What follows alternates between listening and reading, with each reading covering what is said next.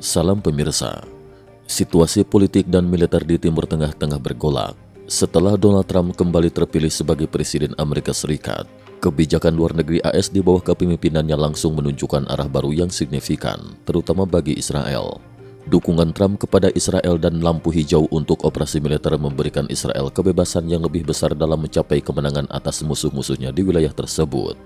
Perdana Menteri Israel, Benyamin Netanyahu, segera mengambil langkah tegas dengan mengganti Menteri Pertahanan Yoav Gallant dengan Israel Katz, mantan Menteri Luar Negeri Israel, yang dinilai lebih mampu membawa pendekatan keras dalam menghadapi ancaman yang ada.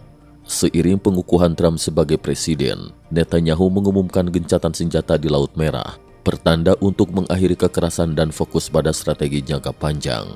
Dalam pidatonya baru-baru ini, Trump berjanji mendukung penuh Israel untuk memenangkan perang melawan terorisme dengan menyatakan bahwa AS akan mengusir setiap pihak ekstremis yang mengancam Israel dari negara mereka. Dalam satu pernyataan kontroversial, Trump mengancam para pendukung Hamas yang berada di Amerika Serikat. Ia mengeluarkan ultimatum keras kepada Hamas untuk membebaskan sandera sebelum ia kembali secara resmi ke Gedung Putih atau menghadapi konsekuensi berat.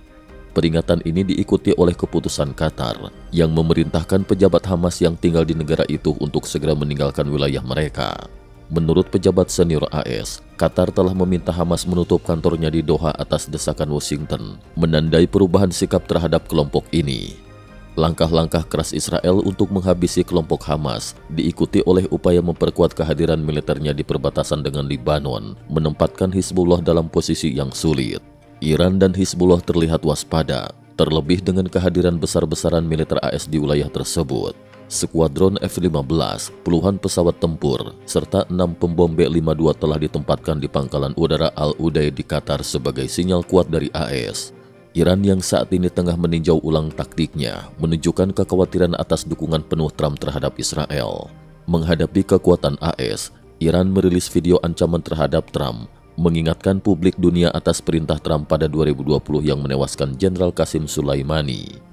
Keputusan Trump untuk kembali menunjuk Brian Hook, mantan utusan khusus untuk urusan Iran, mengindikasikan kembalinya strategi tekanan maksimum terhadap Iran, termasuk mempromosikan rencana perdamaian yang berpotensi meningkatkan ketegangan di wilayah tersebut. Di Eropa, insiden tragis menimpa warga Israel di Amsterdam ketika sekelompok orang tak dikenal menyerang para penggemar sepak bola asal Israel.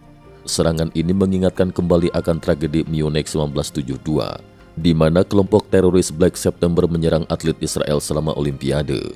Israel menanggapi serangan ini dengan serius. Netanyahu segera mengirim pesawat untuk mengevakuasi warganya yang terluka, sementara AS dan PBB mengutuk insiden tersebut.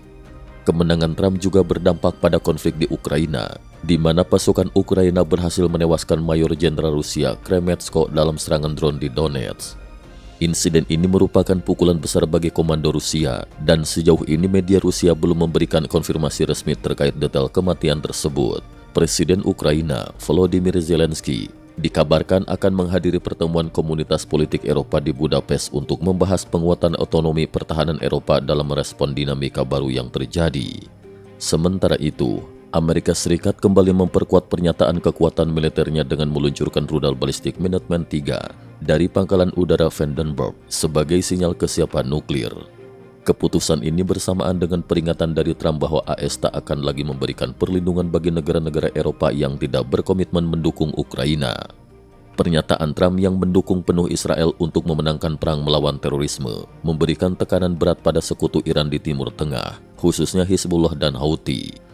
Beredar rumor bahwa Houthi telah mengumumkan gencatan senjata di Laut Merah. Langkah AS memperkuat pertahanan Israel memperburuk situasi, dengan Iran dan Hizbullah tampak waspada atas langkah tegas dari Washington. Dengan dinamika global yang terus berubah, perhatian kini tertuju pada kemungkinan terciptanya gencatan senjata atau bahkan babak baru konflik di Timur Tengah. Kepemimpinan Trump di AS membawa pergeseran besar dalam kebijakan luar negeri yang memperkuat sekutunya di Timur Tengah, sementara upaya diplomasi tetap sulit dicapai di tengah ketegangan yang semakin membara. Cukup sekian dulu, terima kasih atas perhatiannya.